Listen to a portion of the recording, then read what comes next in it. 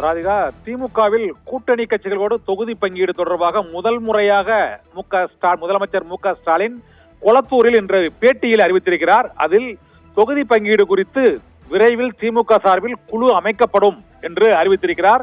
இந்த குழு விரைவில் கூட்டணி கட்சிகளுடன் பேச்சுவார்த்தையை நடத்தும் என்றும் முதலமைச்சர் மு க ஸ்டாலின் திமுகவின் கூட்டணி தொகுதி பங்கீடு குறித்து முதன்முறையாக அதிகாரபூர்வமாக கொளத்தூரில் சற்று முன்பு அளித்த பேட்டியில் அறிவித்திருக்கிறார்.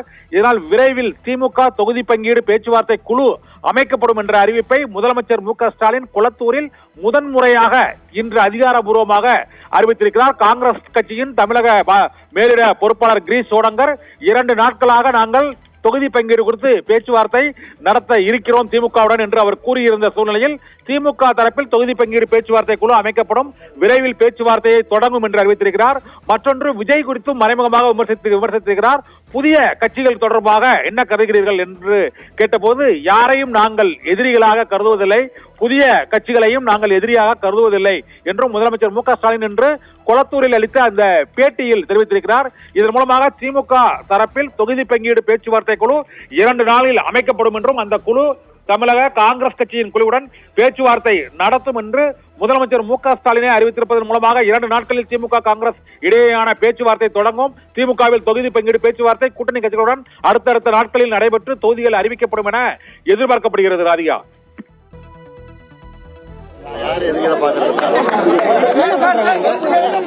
தொடர்ந்து விமர்சனம் பண்ணிட்டே வராங்க சார்.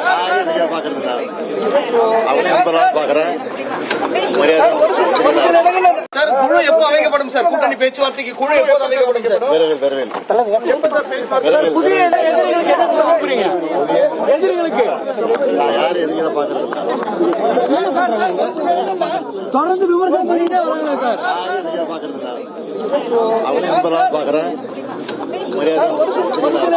சார், குழு எப்போ அமைக்கப்படும் சார்? கூட்டணி பேச்சுவார்த்தைக்கு குழு எப்போது அமைக்கப்படும் சார்?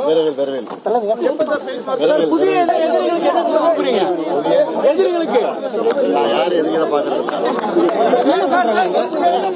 தொடர்ந்து விமர்சனம் பண்ணிட்டே வராங்க சார்.